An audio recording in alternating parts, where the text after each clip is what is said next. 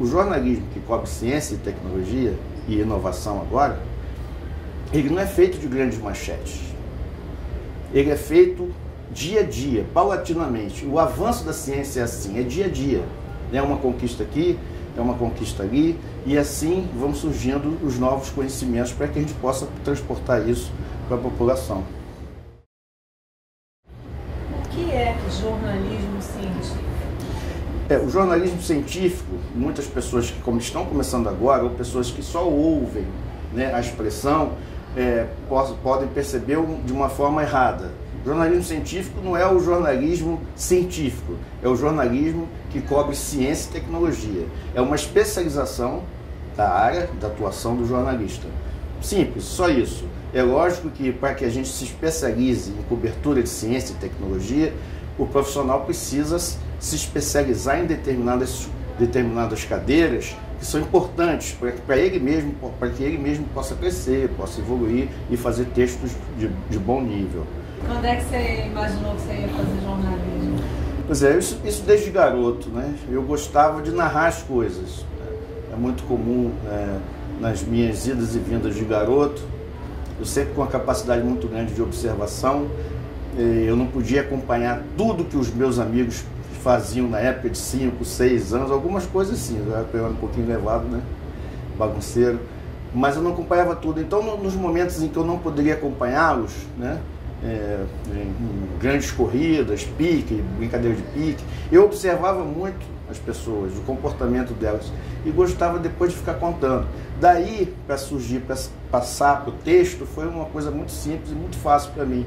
Antes mesmo de eu começar a fazer jornalismo, garoto ainda, com 20 anos, 22 anos, eu já gostava de escrever inclusive de mostrar para as pessoas, né, para que as pessoas pudessem perceber o que eu tinha visto em determinadas situações. Teve uma época, não muito longe, que eu pensei em desistir de tudo que eu estava fazendo, né? Eu divulgava a ciência, principalmente a área de astronomia, 12, 13, 14 horas por dia, e muito empolgado com aquilo que eu fazia. A gente chegou a fazer uma cobertura em 1994 no Brasil do eclipse total do Sol. Montamos uma base de mídia, de imprensa na cidade de Criciúma, porque lá, durante 4 minutos, a sombra do eclipse do Sol ia acontecer na parte da manhã. O período mais longo do eclipse seria na cidade de Criciúma. Então trabalhamos, trouxemos jornalistas do exterior, professores para explicar, fizemos uma cartilha com 5 milhões de exemplares explicando o que era o eclipse, por que ele acontecia, por que era um fenômeno especial, ao mesmo tempo por que as pessoas tinham que ter cuidado, não olhar diretamente para o sol, protegerem os olhos, mas que não poderiam perder, porque é um espetáculo a olho nu, inclusive, né? Os pássaros, quando aconteceu o eclipse, 10 horas da manhã, os pássaros se prepararam para ir dormir.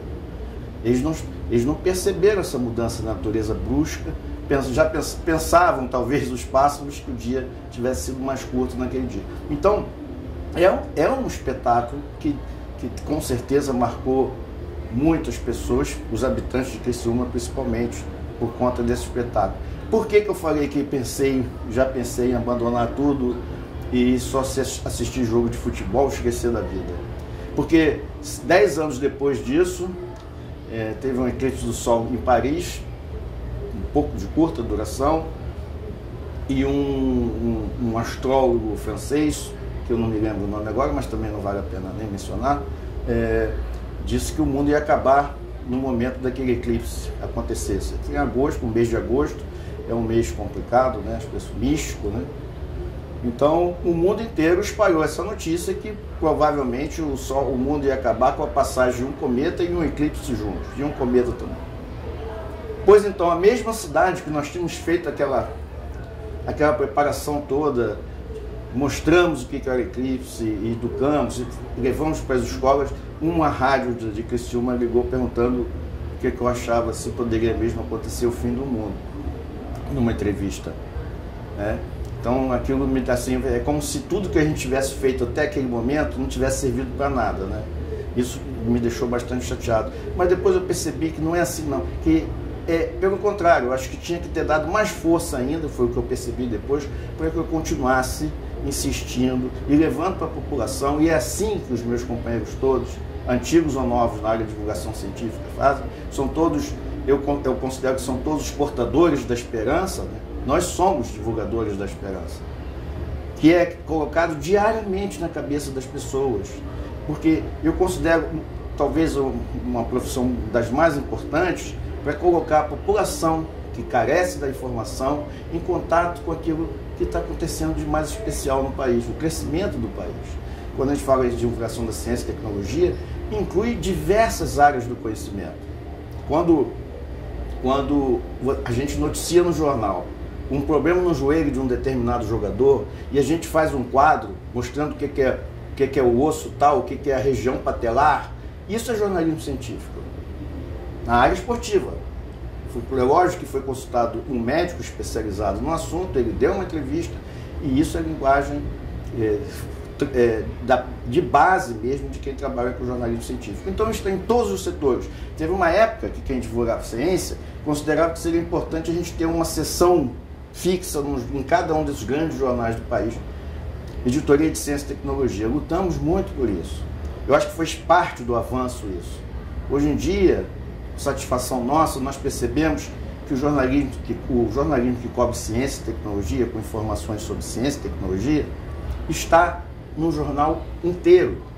Está até mesmo na seção, na página de política, de cidade, com informações precisas sobre determinado assunto técnico. É uma questão jurídica, é uma questão médica. Nós estamos atuando agora de uma forma mais ampla e geral. E isso é muito importante para a população.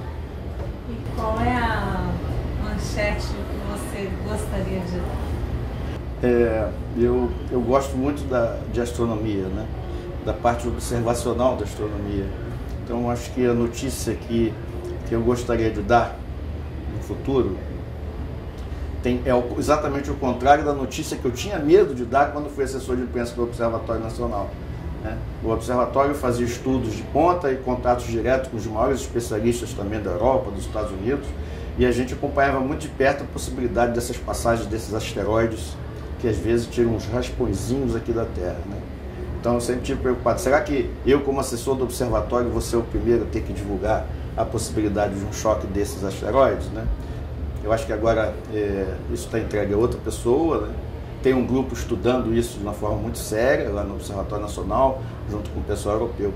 Então a notícia assim, que eu gostaria de dar é que pelo menos garantir 1 hora cada noite que não ficasse nublado no Brasil inteiro um céu para que as pessoas pudessem observar as estrelas, né? Então, talvez uma manchete assim: o céu do Brasil sempre terá estrelas. Não sei.